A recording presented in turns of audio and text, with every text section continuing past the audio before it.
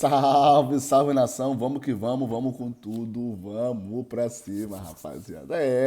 Muitos palmeirenses acabaram zoando aqui a gente por conta do placar mínimo que o Flamengo venceu, o Racing no Maracanã. E agora tomaram simplesmente uma chinelada de 3-0. Tem altitude, tem mão do Andrés Pereira. Eu venho falando aqui nos vídeos que o Andrés Pereira ia entregar alguma coisa. Já entregou um pênaltizinho de leve na derrota de ontem e o Palmeiras arrumou um problema gigante. Claro, gente, estamos falando de Libertadores, estamos falando de motivação, estamos falando de concentração, o mental que o Abel Ferreira muitas vezes destacou, vai ser primordial para o Palmeiras tentar essa virada. Só que tem um detalhe que joga muito, mas muito contra o Abel Ferreira e o Palmeiras. Thiago Nunes, lembra dele? Ex-São Paulo, ex-Atlético Paranaense, acho que passou pelo Fluminense também, um técnico brasileiro que anda por lá e conhece muito bem o campo do Palmeiras, a torcida do Palmeiras e a maneira que o Abel Ferreira costuma jogar. Isso quer dizer que ele tem um mínimo ali de vantagem no quesito já enfrentei o Abel Ferreira várias vezes. Então, além da sapatada de 3-0, o Abel Ferreira encara um técnico que está acostumado a enfrentá-lo. Isso pode trazer dificuldades, tanto para o Abel Ferreira quanto para o próximo time que encarar a LDU na final. Simplesmente foi um primeiro tempo de almanaque, destruir o Palmeiras. O goleiro Carlos Miguel, que teve a chance de ser titular nesses dois jogos, já soma 6 gols sofridos. Ah, Rodrigo, que injusto. O Palmeiras não jogou bem esses dois jogos. Não jogou bem. Contra o Flamengo foram 3 no primeiro tempo e a LDU pegou a receita do bolo e meteu mais 3. Sem querer sair voando da Libertadores, no domingo o Palmeiras ainda vai encarar o poderoso Cruzeiro do Gabigol, só que jogando em casa. E aí já tem um tamanho, já tem um problema gigante, porque é o seguinte, o Abel Ferreira vai ter que decidir se encara o Cruzeiro, terceiro colocado, que o Flamengo já encarou no Maracanã e empatou. Vai ter que encarar o Cruzeiro entre esse jogo dificílimo da Copa Libertadores. O que eu tô querendo dizer? O Abel Ferreira vai lá e coloca time máximo, potência máxima contra o Cruzeiro, para não deixar o Flamengo chegar. E ainda, na sequência, tem essa ladeira gigantesca que é esses 3 gols que ele tomou na altitude. Lembrando, para passar direto tem que fazer 4 de vantagem.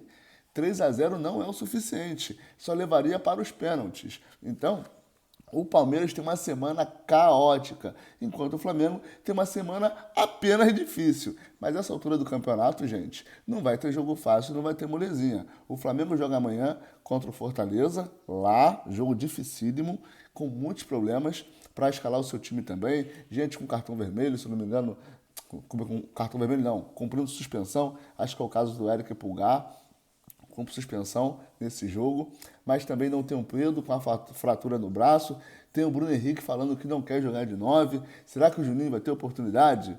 Vai voltar a ser um centroavante? Pode botar o Juninho de 9, que vem treinando, faz parte do elenco, ou o Plata. Então o Flamengo também vai ter que fazer essas escolhas. Vou com o time titularíssimo ou vou com o time misto?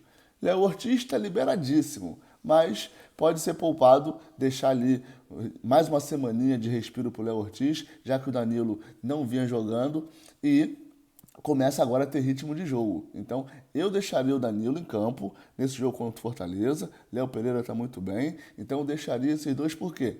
Aí o Flamengo terá 3 zagueiros de altíssimo nível à disposição para a próxima etapa da Libertadores e para a continuidade do Campeonato Brasileiro, já que os 3 vêm fazendo rodízio e jogando constantemente. O Léo Pereira, graças a Deus, está bem, mas sofreu sim aquela pancada, etc. Então, poderemos dar um descanso para o tornozelo do Léo Ortiz.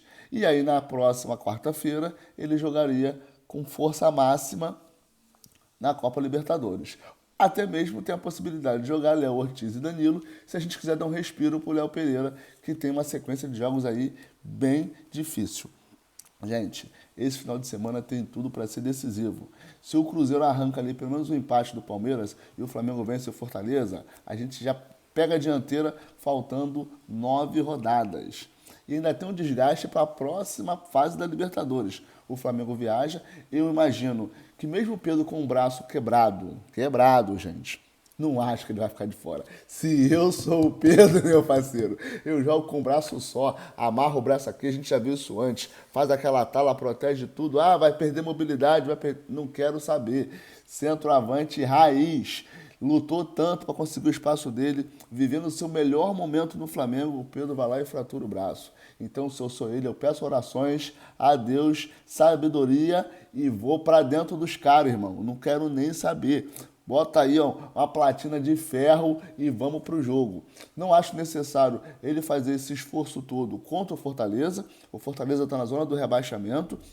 Então, o Flamengo consegue fazer um bom jogo contra o Fortaleza, mesmo com o Pedro não estando em campo. E aí sim, bota o Plata de 9, bota o Juninho, conversa com o Bruno Henrique, bota ele de 9, a Arrascaeta faz o falso 9. Então, ali, esse trio de ataque do Flamengo, ele está muito móvel.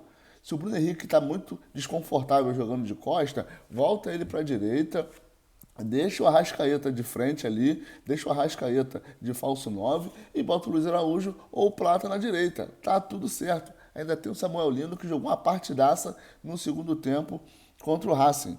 Então, tá tudo certo. E mais, poderemos ter um 4-3-3 que eu gostaria de ver. Coloca o Arrascaeta de falso 9, coloca o Bruno Henrique do lado esquerdo, coloca o Luiz Araújo ou o Plata na direita, dá no mesmo que os dois estão jogando muita bola, e aí você faz o trio de meio de campo. O Saúl perdeu vaga pro Eric e pro Gai, irmão. Aqui não é Copa do Mundo não, mas praticamente os jogadores do Flamengo eles são convocados para a partida. Samuel Lino cochilou, foi pro banco, entrou o Carrascal. Então, assim, o Flamengo pode fazer um trio de meio de campo ali, simplesmente com o Jorginho, que está liberado. Provavelmente ali deve ser o Everton Araújo, porque o Flamengo está com muitas baixas ali no setor de meio de campo. E o Saúl. Everton Araújo, protegendo a defesa, Saúl e Jorginho armando. Nos avançados você bota Carrascal, De Arrascaeta e Bruno Henrique. Eles fazendo aquele salseiro ali, duvido Fortaleza. Sinceramente, gente, não torço pro Fortaleza cair. Alô, galera de Fortaleza? Acho que não. Acho que foi um erro também demitir o Vaivolda? Acho. O cara tava lá um tempão, já conhecia todo mundo, tinha as manhas.